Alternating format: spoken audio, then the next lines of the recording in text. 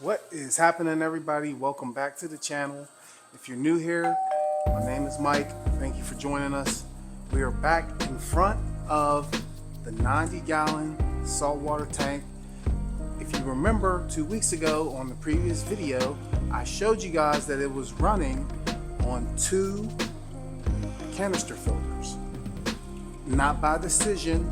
It was because of the tank leaking and we had to move everything back over here. You had to take care of it.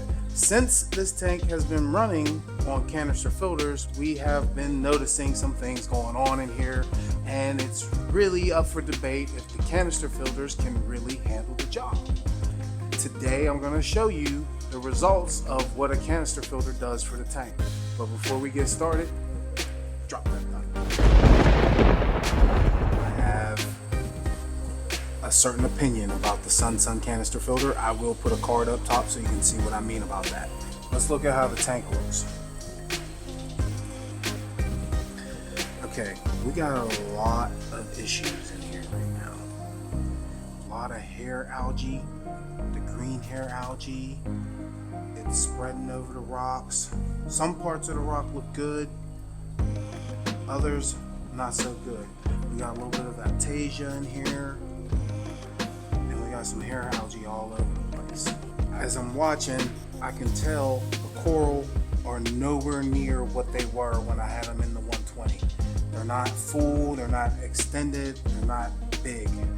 So we're definitely going to put up some tests. Now, as I said before, we need to test the levels so we can look at it. We're gonna see if the results change for what's going on in here.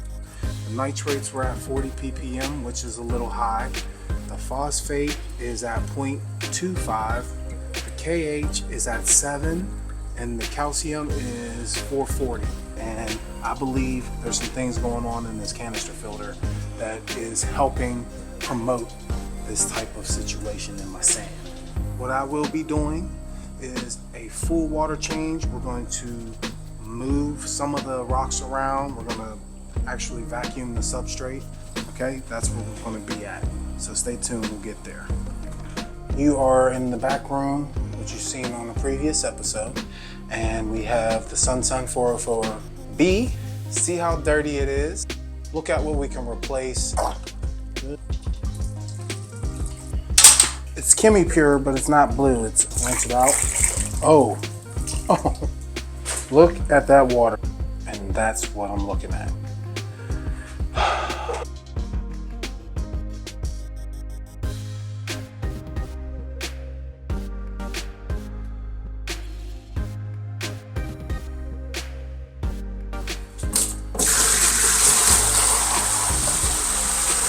We're gonna go pick out some supplies that can further help this saltwater aquarium and maybe prolong the canister filter working. We are going to put together a few things that I like to use for saltwater tanks.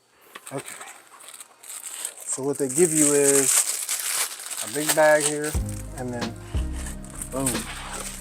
You get a big container of these little white puffy balls. And this is brought to you by Microbliff, proud sponsor, influencer.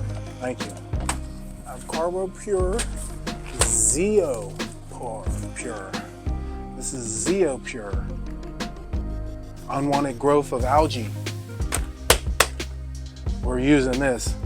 Prevention of unwanted growth of algae in every saltwater and freshwater aquarium. It says this stuff called Max Out Pro. And this is a phosphate remover. Each bag can treat 100 gallons. No need to rinse it. Polishes aquarium water, effectually removes toxins. Yes, yes. Really good thing is you don't have to rinse them. Always got your sponges and your polishes. We got my Zero Pour, we got the Silicote too, we got the Max Out Pro from Fritz. Shout out to Microbliff and Fritz for helping me out.